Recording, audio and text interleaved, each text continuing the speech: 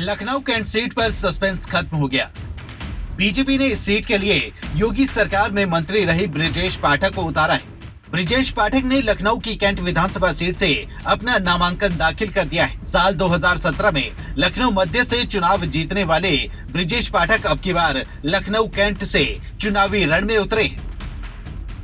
देश के कार्यकर्ताओं का आशीर्वाद देकर के, लखनऊ कैंट के कार्यकर्ताओं का आशीर्वाद देकर के और चुनाव में जाऊंगा और प्रचंड बहुमत के साथ जीतूंगा। आप देखेंगे कि लखनऊ में जिस ढंग से कार्यकर्ता कल से ही सड़कों पर हैं, लखनऊ की सभी सीटें भारतीय जनता पार्टी जीतेगी और बीजेपी की पूरे प्रदेश में प्रचंड बहुमत की सरकार बनेगी।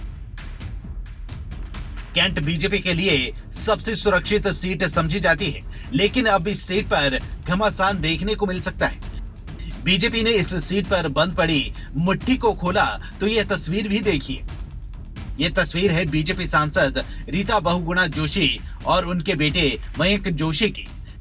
खबर है कि रीता बहुगुणा जोशी के बेटे मयंक जोशी अब समाजवादी पार्टी में जा सकते हैं। लखनऊ कैंट सीट पर समाजवादी पार्टी ने भले ही उम्मीदवार का ऐलान कर दिया हो, मगर अभी इस सीट पर बीजेपी सांसद रीता बहुगुणा जोशी के बेटे मयंक जोशी को उतारने की संभावना को नकारा नहीं जा सकता।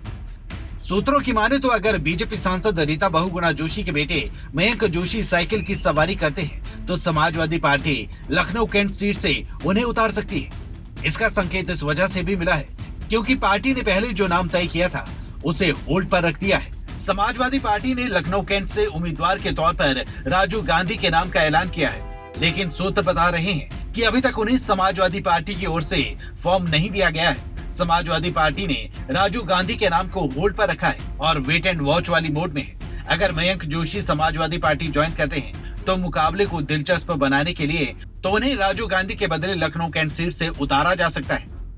2017 के चुनाव में लखनऊ कैंट की ही सीट पर रीता बहुगुणा जोशी ने चुनाव जीता था और मुलायम सिंह की छोटी बहू अपर्णा यादव को शिकस्त दी थी, मगर अब अपर्णा यादव बीजेपी के हिस्से में जा चुकी हैं। तो कैंट सीट को रीता बहुगुणा जोशी पहले ही अपने बेटे के लिए मांग चुके थे।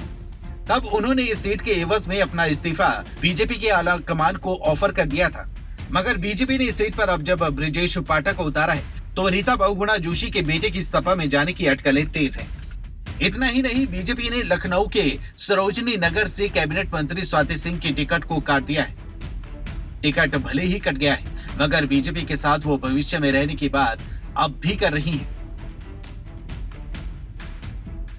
और मैं धन्यवाद देती हूँ आप सबके चैनल के माध्यम से माननीय प्रधानमंत्री जी को, माननीय गृह मंत्री जी को, शीर्ष नेतृत्व को, केंद्र के शीर्ष नेतृत्व को और प्रदेश के भी शीर्ष नेतृत्व को कि 5 साल उन लोगों ने मुझे जो जिम्मेदारी दी, मैं ये आशा करती हूँ कि उसमें मैं ज़रूर खरी उतरी होंगी। और मैं धन्यवाद देती हूँ कि उन्होंने इस काम के लिए मुझे मौका दिया और भविष्य में भी जो जिम्मेदारी मिलेगी उसका मैं निर्वहन बहुत अच्छे से करूँगी और आधी आबादी का प्रतिनिधित्व करते आई हूँ और करते भी रहूँगी। चिंता मत करिए, भारतीय जनता पार्टी का हिस्सा हूँ, आजीवन रहूँगी। देखिए, मैंने कहा ना कि हमारा शीर्ष नेतृत्व जो है और माननीय प्रधानमंत्री जी, माननीय गृह मंत्री जी कुछ ना कुछ अच्छा देखे होंगे तभी ये निर्णय लिए।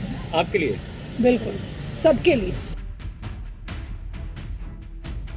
बीजेपी का फोकस इस वक्त पश्चिमी यूपी पर जरूर ज्यादा है, लेकिन पूर्वांचल की पॉलिटिक्स में भी जबरदस्त घमासान मचा हुआ है। लखनऊ की सियासी लड़ाई में बीजेपी के लिए चुनाव वाले दिन अहम होने वाले हैं, क्योंकि चुनौती सिर्फ चुनाव नहीं बल्कि अपनों को ध्यान में रखना भी अहम है।